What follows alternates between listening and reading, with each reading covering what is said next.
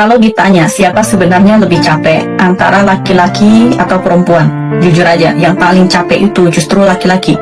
Mungkin banyak perempuan bakal protes, lah, kita ini juga kerja, ngurus anak, ngurus rumah, semua dikerjain. Benar, tapi coba dengar dulu sampai habis, biar kamu paham kenapa laki-laki sering lebih lelah dari yang kelihatan. Seorang pria dari muda sampai tua pikirannya nggak pernah lepas dari keluarga. Setiap hari waktunya habis buat kerja. Uang yang dia hasilkan pun jarang dia pakai buat diri sendiri. Semuanya buat istri, anak, dan rumah.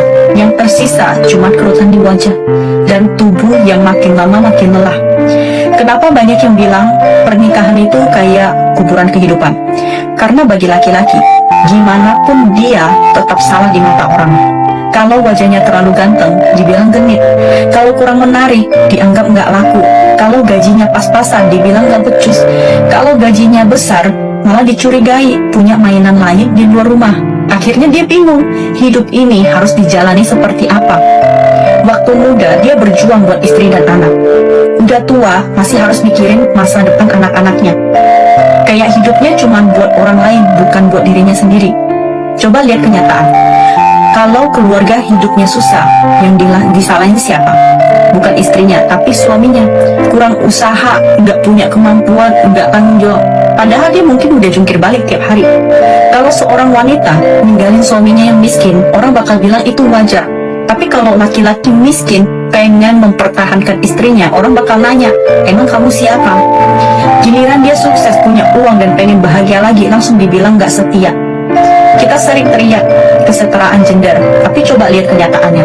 Laki-laki dituntut buat jadi anak yang berbakti, suami yang bisa menafkahi, ayah yang bisa jadi panutan, dan pekerja yang gak boleh salah langkah sedikit pun. Karena sekali jatuh, yang ikut jatuh bukan cuma dia, tapi seluruh keluarganya. Beda sama perempuan.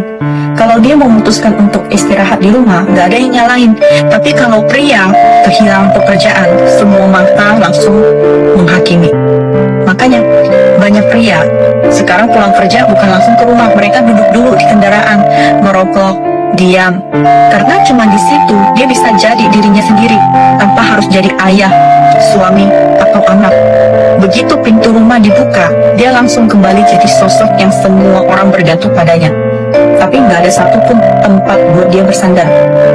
Jadi buat para istri, kurangin sedikit keluhan, tambah sedikit pengertian. Dia mungkin nggak selalu romantis, tapi dia capek bukan karena nggak cinta, melainkan karena terlalu banyak menanggung semuanya sendirian. Berilah dia sedikit perhatian dan dukungan, jangan sampai